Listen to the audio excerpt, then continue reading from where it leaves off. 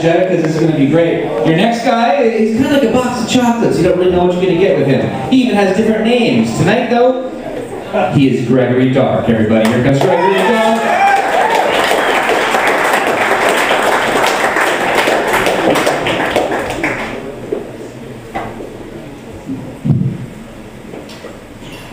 When I was going through puberty, I was sitting in my room and I took all my clothes off and I started rubbing my genitals with a $20 bill. I didn't know what I was doing, I just knew it felt good. And I got so excited that my dad, he walked in the room, he's standing behind me, and he yells, "Cut that out, you little pervert. You don't know where that money's being."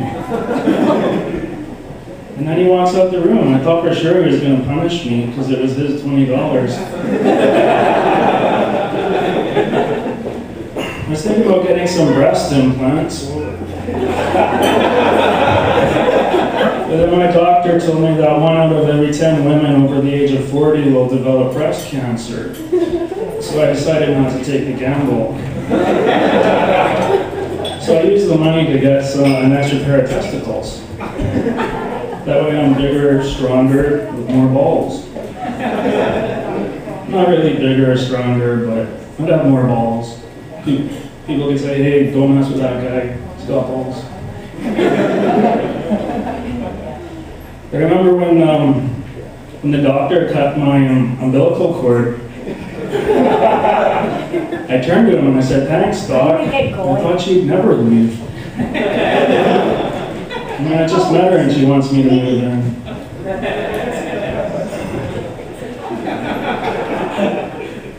So, my dad, when I was a little toddler, he was teaching me how to pee standing up in the toilet, and he put a piece of toilet paper on the toilet, and he said, "Aim for that." So I step up to the toilet, and I start peeing, but I'm missing it, and I'm peeing on the floor, and I'm like, "Dad." My dad said, "Son, stop. Here, let me show you how it's done." So after he was finished, I was a bit confused, and I said, "Daddy, how am I supposed to pee-pee with my own mouth?"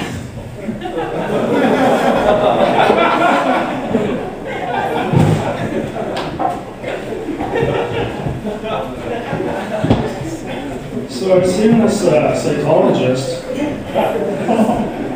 and she told me I need a plastic cutting board to cut fruits and vegetables on, and a wood cutting board to cut raw meat on. And I told her you can cut the raw meat on the plastic cutting board as long as you wash it thoroughly. And I read in the paper that there's more germs on the kitchen counter than there is on a toilet seat.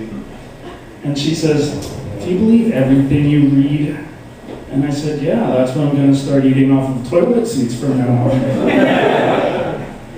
And then she gets mad at me and she says, "You don't love me, you don't need me, you use me. What you need is a blow-up doll." So I look at her all confused and say, "What do I need an inflatable doll for when I have 2 younger brothers?"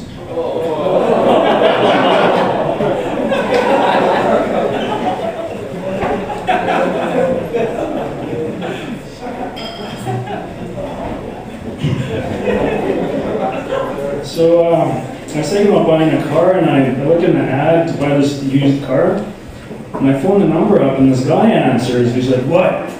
I'm like, "Hi, I'm calling about your ad in the paper." He's like, "Oh, you want to share some sexual experiences with my wife and I?" I'm like, "No, I'm calling about the car." And then he starts swearing at me and calling me all these names. And then it dawns on me, I think I know who this guy is. I'm like, "My dad? Is that him?" So I have no girlfriend. My parents won't lend me any money. I'm thinking, where did my life go wrong? And when I was in elementary, we had this principal. And he called me into his office one day, and he's sitting behind his desk. And he says, "Gregory, you're a good student, you get good grades. You're always on time, I've just got one question for you." And he says, "How do you suck a guy's cock?" And he stands up from behind his desk, his pants are down to his ankles, and he's rubbing himself with the $20 bill, saying, "Come on, show me how you suck a guy's cock." That's it for me, guys.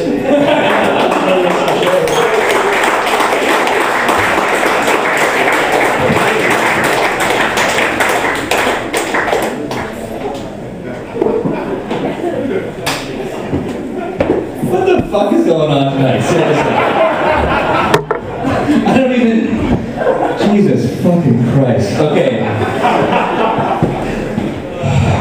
Gregory Dark, everybody. Keep it going for Gregory Dark. One more amateur, and then we're going to get